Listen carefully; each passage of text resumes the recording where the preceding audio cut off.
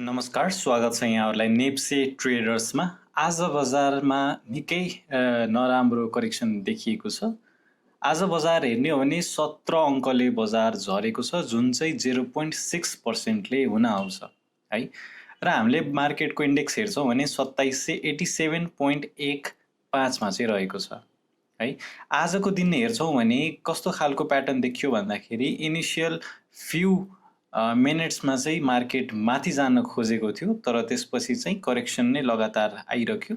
तर लास्टमा भने अलमोस्ट लोअर बिन्दुतिर चाहिँ क्लोजिङ लिएको छ। खासै धेरै राम्रो चाहिँ रिकभर पनि हुन सकेन र नराम्रोसँगै बजार झरेको अवस्था छ।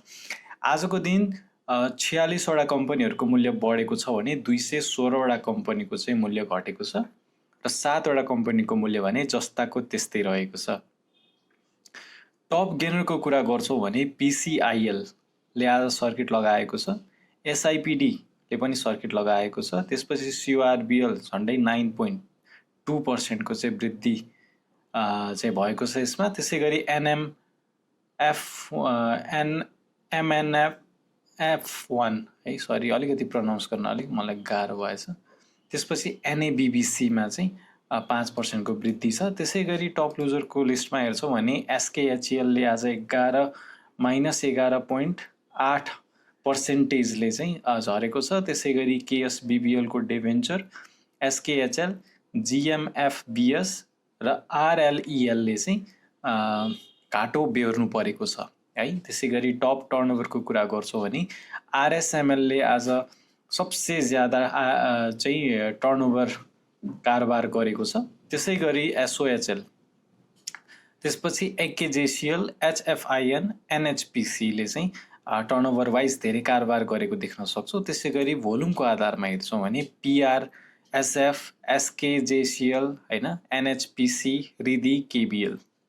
त्यसै गरी ट्रान्जेक्सन वाइज हेर्छौँ भने HFIN, SKHEL, SOHL, RLEL र SKHL है, यी कम्पनीहरूले चाहिँ ट्रान्जेक्सन वाइज धेरै कारोबार गरेको छ र मार्केट झर्दै गर्दाखेरि भोल्युमले पनि अथवा टोटल टर्नओभर पनि हेर्छौँ भने 5 अर्बको चाहिँ आएको छ, जसले चाहिँ के जनाउँछ भन्दाखेरि मार्केट झर्दै गर्दाखेरि चाहिँ भोल्युम र टर्नओभर थोरै आउनु भनेको चाहिँ अलिकति रिभर्स हुन सक्ने सम्भावना धेरै छ, बढिरहेको छ भन्ने कुरा चाहिँ जनाउँछ।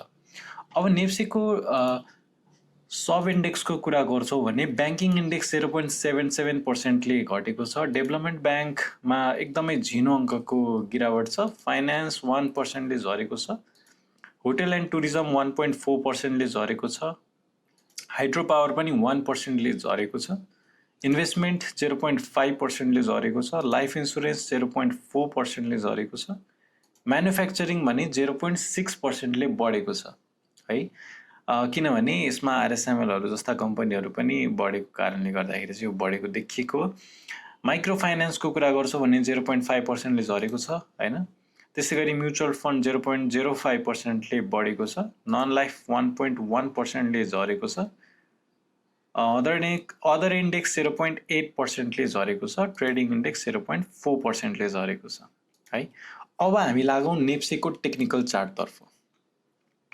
सो नेप्सेको चार्ट हेर्दाखेरि जुन हिजो मैले भनेको थिएँ 2800 को लेभल ब्रेकडाउन दिइसकेको छ र रिटेस्ट गर्नलाई माथि टुङ्गेको मात्रै हो। यो मजाले यो स्याडोले ब्रेकडाउन दिइसकेको छ र भोलि पनि सस्टेन हुँदैन भने चाहिँ हामी अलिकति बेचेर सेफ साइडमा बस्नुपर्ने अवस्था पनि हुनसक्छ। तपाईँले अब कुन चाहिँ प्रयोजनको लागि सेयर किनबेच गर्नु भएको छ रिसेन्टली हैन, ट्रेडिङको लागि हो भने अहिलेलाई एक्जिट गर्नुहोस् हैन, सेल गरेर बरु लस छ भने पनि लस बुक गर्नुहोस् हैन।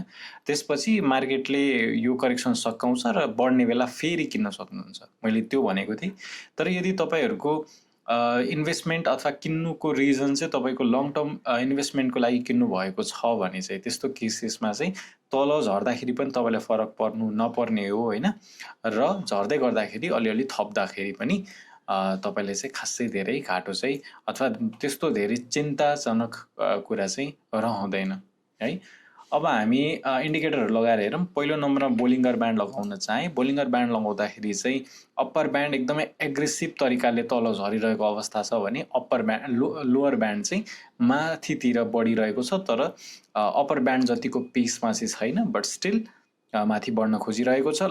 मिडल ब्यान्डको कुरा गर्छौँ भने यो पनि क्यान्डल सँगसँगै स्टिप एकदमै डाउनतिर गइरहेको छ। यसले चाहिँ अब अहिलेको लागि हेर्ने हो भने करेक्सन नै देखाएको छ, तलै जाने हो होइन, किनभने मिडल ब्यान्ड र अप्पर ब्यान्ड नै तल सरिसकेपछि चाहिँ तलै जाने अवस्था हुन्छ। तर हाम्रो सपोर्ट भनेको यसको लोअर ब्यान्डमा हुन जान्छ, जुन चाहिँ लगभग तपाईँको 2700 लेभलमा छ। 2710 2709 देखाइरहेको छ। भोलिको दिन फेरि यो 2709 भन्दा माथि नै जान्छ होइन। यसलाई चाहिँ हामी डेभिएसन भन्छौँ। र त्यसपछि यो खुम्चिँदै गर्दाखेरि चाहिँ एउटा ट्रेन्ड लाइन चाहिँ स्योर एउटा ट्रेन्ड लाइन चाहिँ निर्धारण गर्छ। अब तलतिर ब्रेकआउट दिन्छ कि माथितिर दिन्छ भन्ने मात्रै कुरा हो। तर बोलिङ्गर ब्यान्ड अनुसार चाहिँ अब बरु साइडवेज बस्दैन भन्ने सङ्केत गरिरहेको छ है। यतातिर हुँदाखेरि साइडवेज जान सक्ने सम्भावना देखाइरहेको थियो भने यस्तो स्टिप तल जानु भनेको चाहिँ ठिक छ। अब छिट्टै भोलाटिलिटी चाहिँ छ है मार्केटमा, एटलिस्ट त्यो कुरा चाहिँ हामी बुझ्न सक्छौँ। त्यसै गरी अर्को इन्डिकेटर एमएससिडी लगाएर हेरौँ। एमएससिडी लगाएर हेर्दाखेरि चाहिँ सेल सिग्नल स्टिल भ्यालिड छ र सेल सिग्नल चाहिँ हिस्टोग्राम पनि बढ्दो क्रममा छ तलतिर है। अब आरएसआई लगाएर पनि हेरिहालौँ।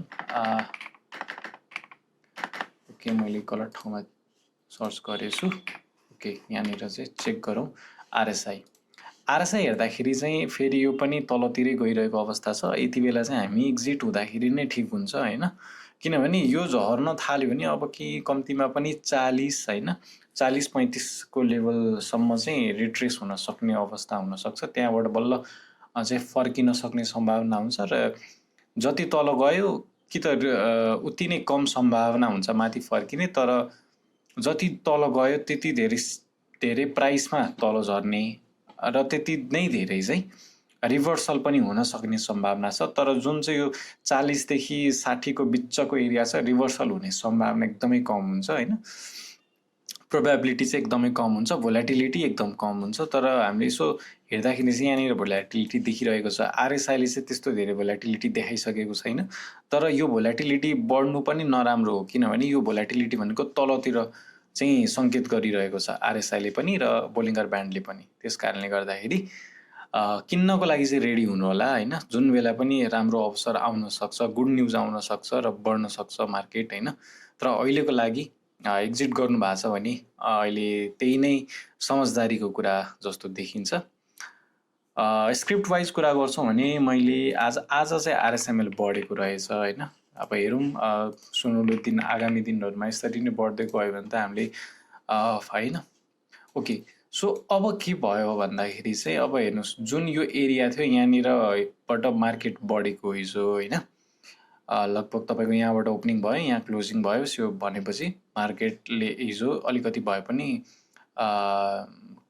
यो दिनभन्दा झरे पनि होइन चाहिँ यहाँसम्म चाहिँ सपोर्ट छ, किनभने यहाँसम्म पुगेर मार्केटले यो लेभललाई चाहिँ साँच्चीकै सपोर्ट जसरी ट्रिट गर्यो होइन, यो रिलायन्स स्पिनिङ मिल्सको लागि र यहाँबाट बढ्न सुरु गरेको छ भनेपछि अहिलेको लागि हामीले इनफ डेटा त अभियसली छैन हामीसँग होइन, र यहाँनिर सेल सिग्नल पनि आएको छ। अब डेटै नभएको कारणले गर्दाखेरि यो डेटा अब इन्डिकेटरले जेसुकै देखाओस् यो सबै चाहिँ एक्युरेट हुँदैन। तर एक लेभलको हामी कुरा गर्छौँ भने कम्पनीको फन्डामेन्टल राम्रो छ र लगभग तपाईँको 5050 पुगेको बजार होइन, यो मार्केट यो स्टक तपाईँको 4050 होइन, झन्डै तपाईँको 1000 मूल्यले चाहिँ तल झरिसकेको अवस्था छ। र अहिले अब यहाँबाट करेक्सन सकाएर बढ्न थाल्छ भने यो पनि हामीले सम्मान गर्नुपर्छ, किनभने यो लगभग 1000 रुपियाँको चाहिँ प्राइस डिफ्रेन्स छ है। सो म चाहिँ आशावादी छु यो बढ्छ भनेर। आरएसएमएलमा चाहिँ मैले पोटेन्सियल देखेको छु है। यो चाहिँ साइडवेज बसेकै छैन होइन, बस्नुपर्ने चाहिँ हो, तर जुन जति छिटो यसको हाइप सकिन्छ जस्तो चाहिँ मलाई लाग्दैन है। 5000 पुगेर यो अझ माथि बढ्न सक्ने पोटेन्सियल भएको स्टक हो। त्यस कारणले गर्दाखेरि मैले चाहिँ थप्ने भनेर किनेको थिएँ पहिला पनि, र म फेरि पनि थप्छु, अलिकति अझै कन्फर्मेसन आओस् हैन। मैले त अब लगभग तपाईँको 47 मा किनेको हो हैन। र मलाई फेरि पनि किन्नु पर्यो भने मलाई खासै धेरै चाहिँ रिग्रेट हुँदैन। मैले फेरि सस्तोमा किन्न पाउँथेँ भन्ने हुँदैन, किनभने त्यही नै समझदारी हुन्छ कि एउटा करेक्सन सक्यो, अब भोलिको दिन पनि अब योभन्दा माथितिरै क्यान्डल बन्न थाल्छ भने चाहिँ म चाहिँ RSML खरिद गर्न गइरहेको छु है त। हस् त, आजलाई यति नै। भिडियो कस्तो लाग्यो, मन परेमा लाइक हैन, केही सर सुझाव छ भने कमेन्ट, र च्यानलमा नयाँ हुनुहुन्छ भने सब्सक्राइब गरिदिनु होला। हस् त, आजलाई यति नै। धन्यवाद।